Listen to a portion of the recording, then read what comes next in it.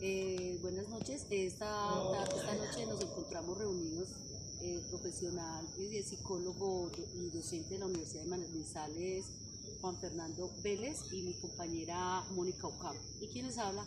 Jacqueline Espina Garzón. El motivo de este encuentro es para que José Fernando nos cuente a nosotras qué es la metacognición y qué estrategias él utiliza en clase para con sus alumnos. Buenas noches. Bueno, buenas José noches. Fernando. Claro que sí. Buenas noches a las dos, a los estudiantes pues, que nos están escuchando.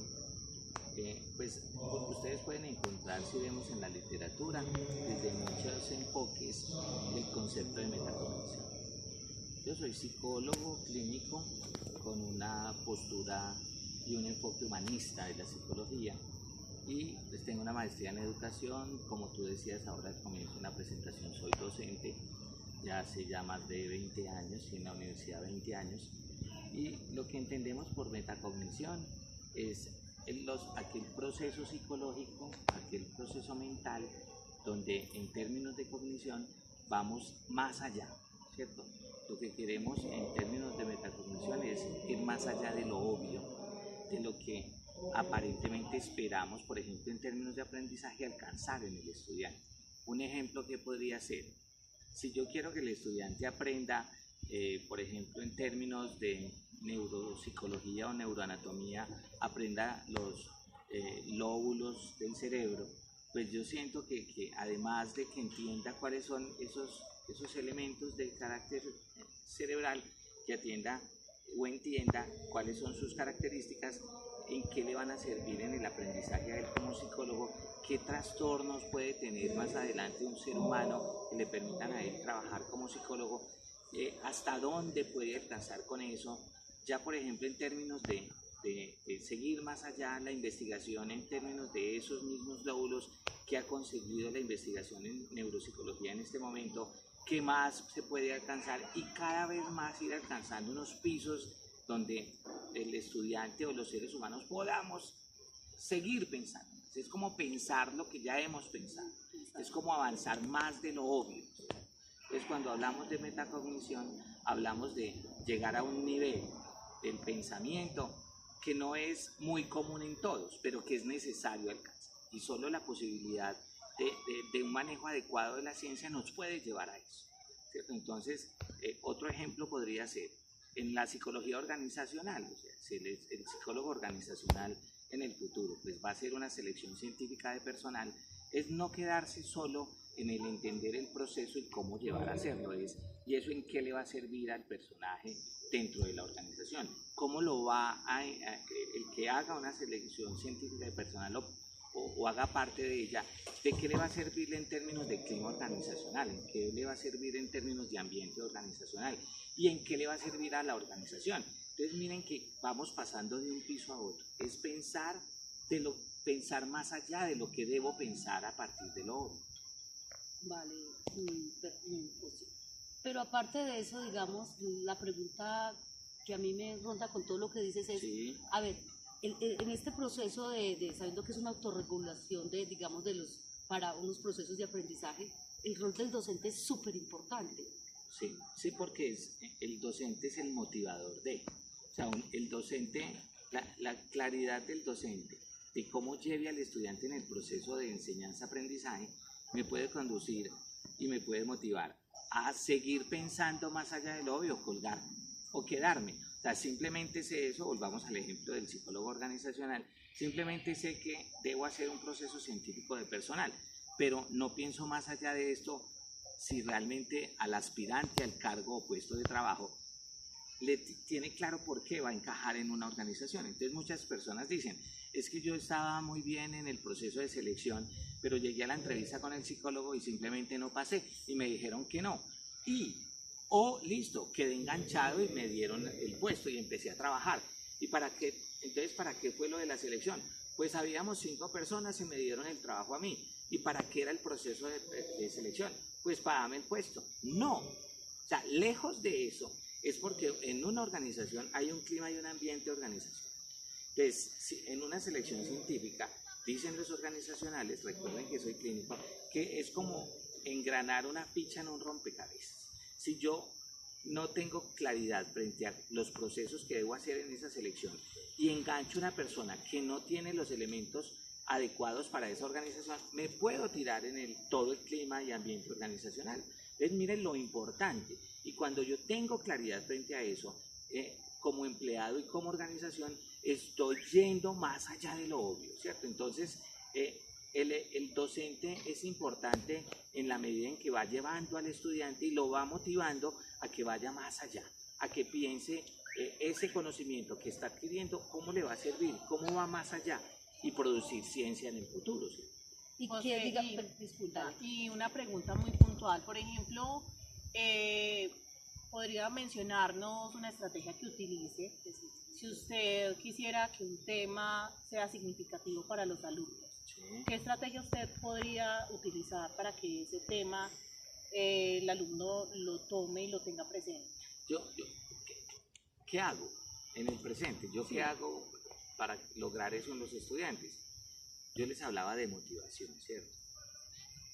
Que el chico o la niña se interese por lo que está aprendiendo, les decía, depende del docente. Es lejos de superar la diapositiva, ¿cierto? Superar la clase tradicional, ¿cierto? No se llama magistral, porque yo no escribía el libro, si lo escribiera sería clase magistral, si fuera el autor del libro. Se llama clase tradicional.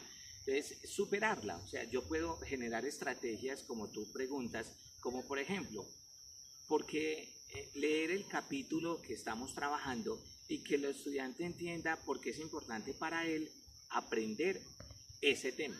O sea, por qué es importante para él como psicólogo. Por ponerlo a que haga una visualización al futuro. O sea, si yo le estoy enseñando el muchachito a la niña en un trastorno por déficit de atención con hiperactividad, o sea, que lejos de que se aprenda el trastorno, ¿cierto? Es que se visualice en el futuro como psicólogo atendiendo a un niño que tenga un TDAH, ¿cierto? ¿Cómo lo haría? ¿Cierto? O sea, lejos de saberse el concepto como tal, es cómo lo visualizaría.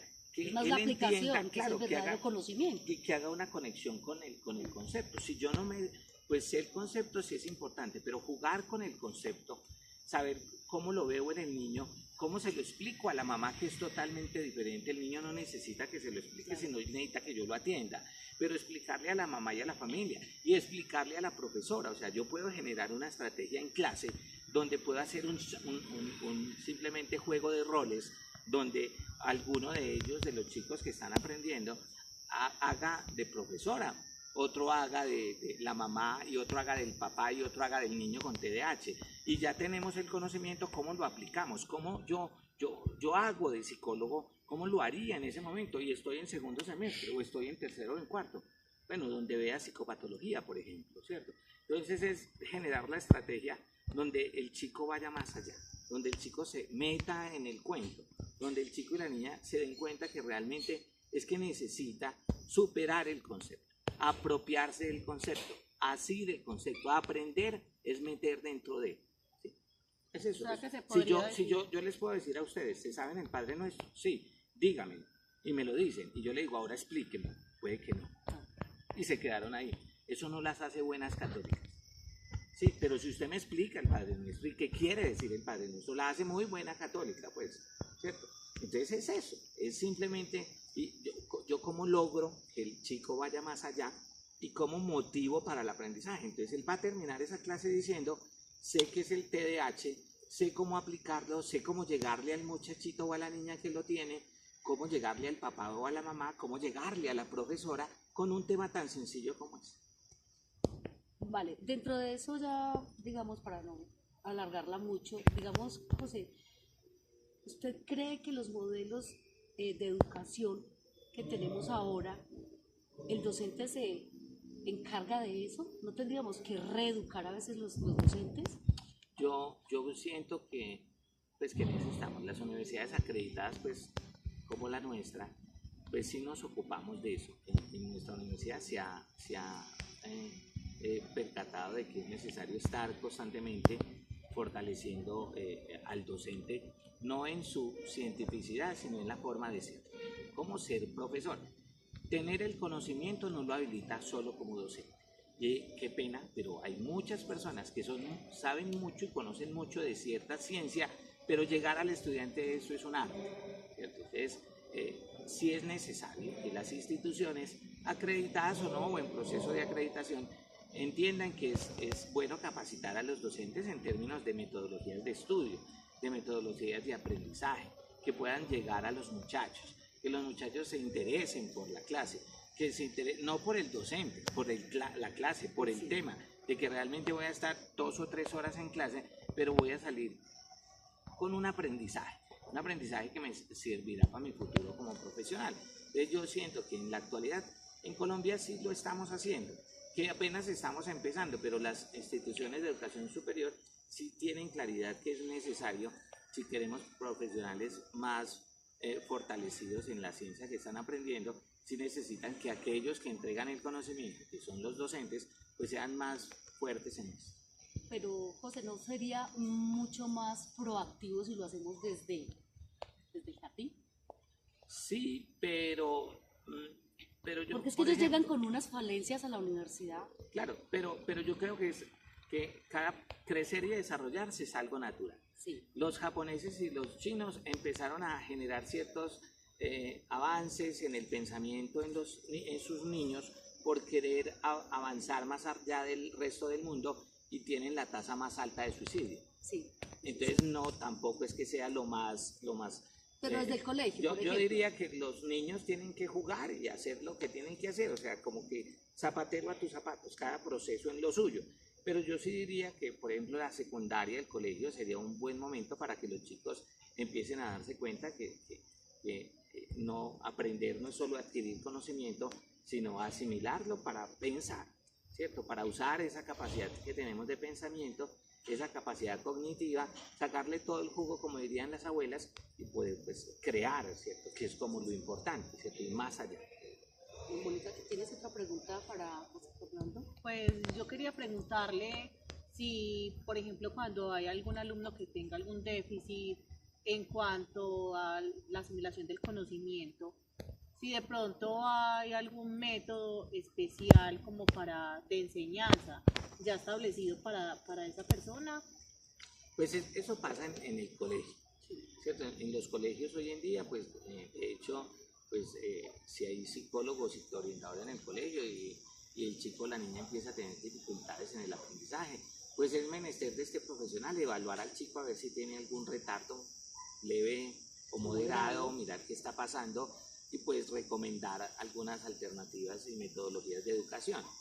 Hoy en día, pues de unos años para acá, hemos hablado pues el cuento de la inclusión, de que estos niños pues necesitan una educación especial porque tienen necesidades educativas especiales.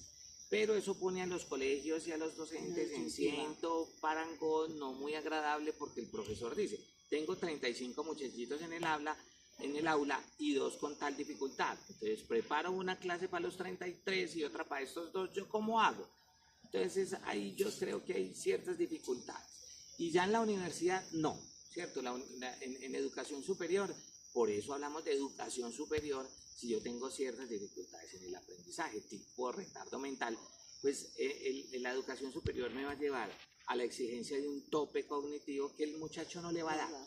Entonces no encontramos en las universidades, pero no, al menos yo no conozco, donde tengamos estudiando una carrera universitaria a un chico con un retardo mental leve o moderado. Nosotros hemos tenido acá en la universidad algunos chicos, porque ese retardo mental leve se filtra muy fácil y hemos encontrado dificultades, hacemos una serie de pruebas psicológicas, nos damos cuenta y le decimos, pues es que no podemos, si tú necesitas aprender una ciencia, esa ciencia necesita de ti tales competencias que no puedes tener porque tu discapacidad, ¿cierto? Porque tiene una discapacidad cognitiva, no le va a dar. Entonces, pues no podemos venderle ilusiones porque no le va a dar. O sea, yo no disertaría